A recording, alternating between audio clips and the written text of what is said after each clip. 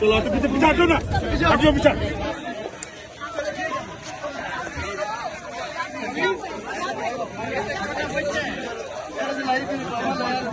क्यों है?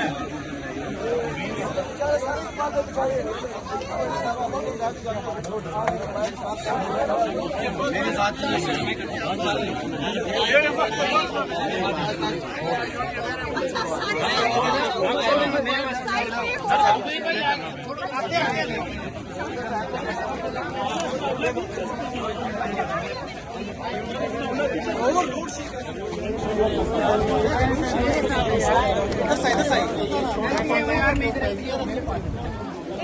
दस रही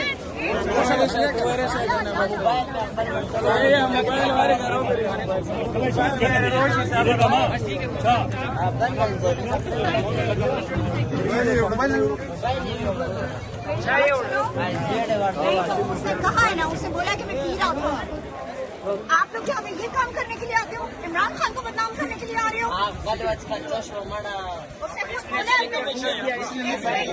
उसके भाई वो जो दूसरा लड़का